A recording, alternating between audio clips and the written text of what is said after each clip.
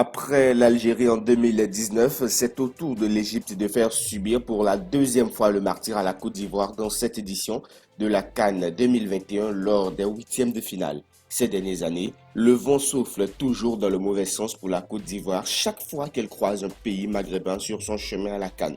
Ce soir, face au Pharaon, pour le compte des huitièmes de finale de la CAN Cameroun 2021, les éléphants se sont fait éliminer au tir au but. Zéro but partout au terme des 120 minutes de jeu. Eric Bailly a raté son tir tandis que les Égyptiens n'ont rien manqué.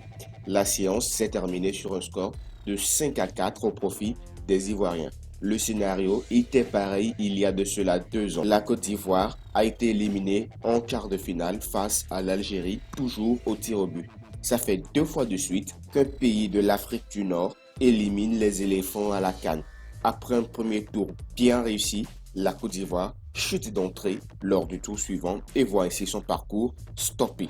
Est-ce que la Côte d'Ivoire, depuis son sacre en 2015, a des difficultés à battre les pays maghrébins lors des phases à élimination directe? La question restera posée jusqu'à la prochaine édition.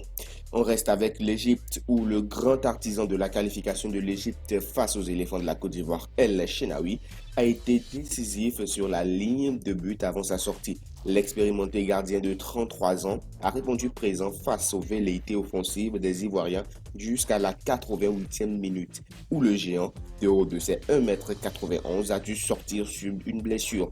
L'Égypte a perdu son meilleur gardien. C'est donc la torpeur dans le camp des Pharaons qui perdent non seulement leur meilleur gardien, mais aussi l'actuel meilleur gardien de cette CAN 2021 avec un but encaissé en 4 matchs, soit 0,25 buts encaissés par match.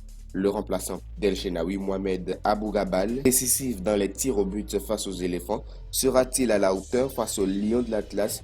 Difficile de répondre par l'affirmative. Auteur d'une bonne entrée et d'une bonne séance de tir au but, tout ce qu'on peut souhaiter à ce gardien remplaçant, c'est bonne chance et fais de ton mieux. C'est tout pour cette quotidienne. Merci de nous avoir suivis. N'oubliez pas de vous abonner, de liker, commenter, partager. Et aussi, dites-nous dans les commentaires qui, d'après vous, pourrait bien se qualifier pour les demi-finales. Dites-le nous, ça nous ferait plaisir de vous lire. Ciao!